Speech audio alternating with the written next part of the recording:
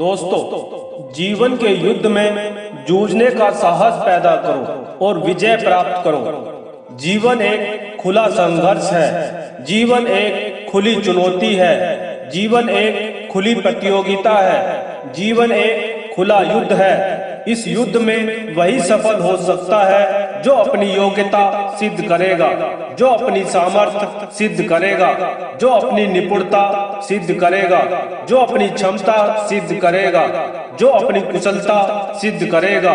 संसार का यही नियम है कि जो अपनी विशिष्टता सिद्ध करता है वह जीवित रहता है और जो पिछड़ता है वह नष्ट हो जाता है।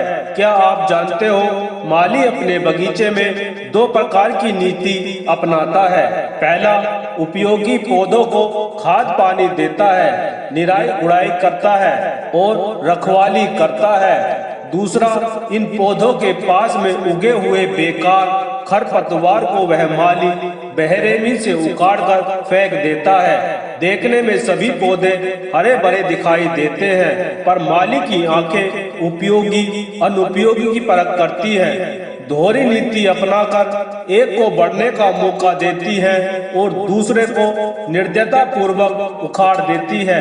इस संसार की संरचना इसी आधार पर हुई है। उपयोगी वस्तुएं इस संसार की शोभा बढ़ाती हैं और कूड़ा करकट गंदगी ना उत्पन्न करने पाए, इस दृष्टि से उसका मालिक परमेश्वर भी इसी दोहरी नीति पर चलता रहता है। एक और वह सुयोग्य व्यक्तियों को उदारता पूर्वक पोषण करता है और दूसरी ओर सड़े गले जीवित मृतकों को कुरूपता न फैलाने देने का भी ध्यान रखता है। उन्हें हटाने मिटाने में शिथिलता नहीं बरतता है।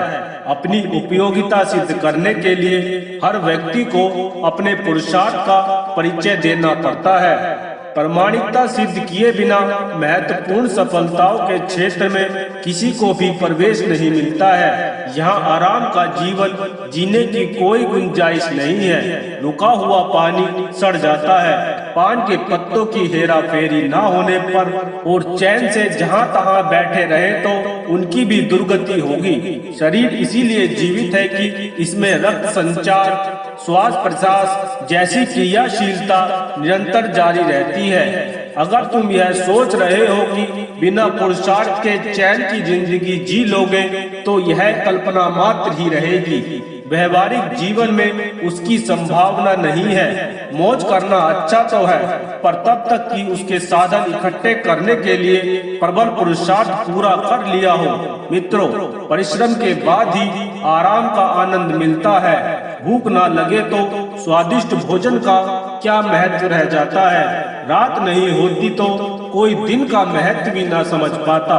कपड़ा ताने बाने के दो दिशाओं में चलने वाले धागों से बुना जाता है। एक ही दिशा में चलने वाले धागे चले तो कपड़ा तैयार होने की कोई संभावना नहीं होती है। चैन का आनंद केवल प्रबल पुरुषार्थी ही उठा सकता है। इस संसार में तो संघर्ष की नीति ही अपनानी पड़ेगी। जीवन उपयोगी उपार्जन और सुरक्षा संरक्षण के साधन, यह दोनों ही प्रत्येक जीवन व्यक्ति के लिए नितांत आवश्यक है। उनकी पूर्ति प्रबल पुरुषार्थ किए बिना किसी भी प्रकार संभव नहीं है। जीवित रहने के लिए संघर्ष आवश्यक है, भले ही यह कष्टकारक और अरुचिकर हो, पर इससे बच निकलने की कोई मार्ग नहीं है। किसी प्रकार अनीति पूर्वक आक्रमण नहीं किया जाना चाहिए, परंतु आत्मरक्षा के लिए जूझना भी अनिवार्य है। हम आक्रमणकारी ना बने, पर साथ ही आत्मरक्षा के लिए प्रखरता का परिचय देने में भी शीतलता ना बरते। बेकार के लोगों की इस संसार में कमी नहीं है। उनसे जूझना इसीलिए आवश्यक है कि हमारी प्रतिभा, जागरूकता, सतर्कता, साहसिकता जैसी विभूतियों पर धार रखी जा सके। हम अपनी प्रखरता को जीवन बनाए रखें। अखाड़े में भारी उपकरण उठाने पटकने के लिए कठोर प्रक्रिया ना अपनाई जाए तो हमारे सहारे कोई बलिष्ठ पहलवान ना बन सकेगा। कुम्हार की चोटें खाकर ही मामूली सी मिट्टी उपयोगी घड़ा बनाती है। लुहार और ठठेरे दनादन घन बजाकर ही अनगढ़ धातुओं के बर्तन बनाते हैं। सुनार द्वारा सुंदर आभूषण बनाने का श्रेय उसकी तपाने वाली पीटने वाली कुशलता को ही दिया जाता है। छैनी हथौड़ी की चोट खाए बिना पत्थर से देवताओं की सुंदर मूर्तियां कहाँ बनती है। धोबी द्वारा मैले कपड़ों को चमकते दमकते बना देने का चमत्कार पीटने की प्रक्रिया द्वारा ही संभव हो पाता है। राजवैद्यों की कुटाई, घिसाई, पिसाई और जलाने तपाने की विधि व्यवस्था ही मामूली सी वनस्पतियों और धातुओं को बहुमूल्य रसायनों के रूप में परिवर्तित कर देती है। जो इस प्रकृति रहस्य को समझते हैं वह जानते हैं कि प्रबल पुरुषार्थ का कठिनाइयों से जूझने का कितना महत्व है। आरंभ में वह सब कष्टकर प्रतीत होते हैं, पर अग्नि परीक्षा में होकर गुजरे बिना प्रामाणिकता सिद्ध भी कहाँ होती है, और उसके बिना उपयुक्त स्थान मान भी किसको मिलता है। एकाग्री सज्जनता अधूरी है, उसके साथ तेजस्विता भी जुड़ी होनी चाहिए। भारत में बौद्ध धर्म तात्कालिक दुष्वृत्तियों से जूझने के लिए प्रादुर्भाव हुआ था। पीछे लोगों ने इस योग अहिंसा जैसी विधायक प्रवृत्तियों तक ही सीमित कर लिया। फलतः प्रखरता घटती गई। वस्तु स्थिति का पता पड़ोसी आताताइयों को लगा तो वे चढ़ दौड़े, और देखते देखते थोड़े से आक्रमणकारियों ने इतना बड़ा देश ढूंढ डाला। अपनी दुर्बलता ही थी जिसके कारण हमें निरसन उत्पीड़न भरी गुलामी 1000 वर्ष तक सहनी पड़ी। समय रहते सर्वांगपूर्ण नीति को अपनाए रखा गया होता तो इतिहास के पृष्ठों पर कलह कालिमा क्यों अंकित होती। एक हाथ में भाला और एक हाथ में माला देने वाले गुरु गोविंद सिंह का मंत्र मानवीय तत्व ज्ञान से परिपूर्ण है। समर्थ गुरु रामदास से लेकर चाणक्य, वशिष्ठ आदि महामनीषियों की धर्म शिक्षा में सज्जनता और संघर्षशीलता के लिए समान स्थान मिलता रहा है। द्रोणाचार्य, परशुराम जैसे ब्रह्मज्ञानी शस्त्र और शास्त्र को समान रूप से महत्व देते रहे हैं। उस प्राचीन धर्म प्रक्रिया को सिख धर्म के रूप में नया संस्करण बनाकर प्रस्तुत किया गया। ब्राह्मण और क्षत्रिय धर्म का समन्वय ही तेजस्वी अध्यात्म का रूप प्रस्तुत करता है। संसार में फैली अवांछनीय हमारे शौर्य, साहस, पुरुषार्थ एवं कौशल को चुनौती देने के लिए है। रोग ना रहे तो डॉक्टर की क्या उपयोगिता रह जाएगी। पाप न हो तो धर्म प्रचारकों की क्या जरूरत रह जाएगी। दरिद्र न हो तो दानी बनने का श्रेय किसे मिलेगा। संसार में फैली हुई बुराइयों को देखकर जिस चीज पर दोषारोपण करने मात्र से काम नहीं चलेगा।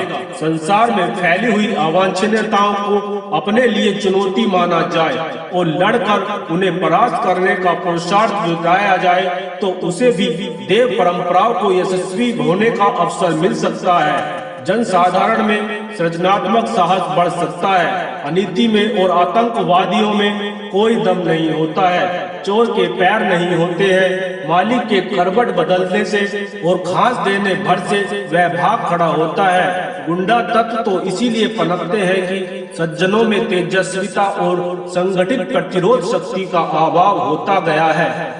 जटायु जैसी अनीति से संघर्ष करने की नीति यदि सज्जनता के साथ जुड़ जाए तो फिर देखते देखते उन आतंकवादियों का उन्मूलन हो जाएगा जो मुट्ठी भर होते हुए भी सारे समाज को डराते हैं और अपनी मनमानी करते रहते हैं। अपने ऊपर बीतने पर जिस प्रकार आक्रमणकारियों से निपटने की बात सूझती है, वैसी ही जागरूकता यदि दूसरों पर बीतने पर रखी जाए तो इतने वर्ष से अवांछनीय आतंकवादियों को जड़ मूल से उखाड़ा जा सकता है। संसार की रीति नीति बड़ी विचित्र है। यहाँ अंध मान्यताओं, भ्रष्ट परंपराओं और अवांछनीय गतिविधियों का ही बोलबाला है। अधिकांश मनुष्यों का चिंतन एवं कर्तव्य औचित्य और विवेक की कसौटी पर कसने से ही खोटा सिद्ध होता है।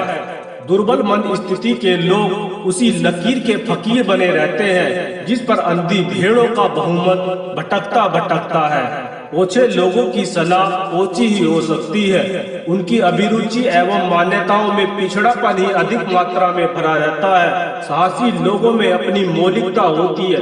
वे केवल आत्मा का, परमात्मा का, नीति का, विवेक का अनुशासन मानते हैं और यह नहीं देखते हैं कि लोग क्या कहते हैं और क्या करते हैं। वह अपनी राह अपने आप बनाते हैं और वह औचित्य एवं आदर्शवाद पर आधारित होती है। उनमें अपना निज का साहस इतना होता है कि प्रतिगामी मान्यताएं, चाहे वे स्वजन संबंधियों की हो तथा कथित बड़े आदमियों की ही क्यों न हो, जुटला सकते हैं। ऐसे लोग प्राय व्यंग उपहास के निशाना भी बनते हैं, पर उसमें उन्हें बालकों के साथ हंसने हंसाने जैसा विनोद ही प्राप्त होता है। उनकी मौलिकता कालांतर में दूसरों को प्रभावित करती है और विरोधियों को अनुगामी बनाती है।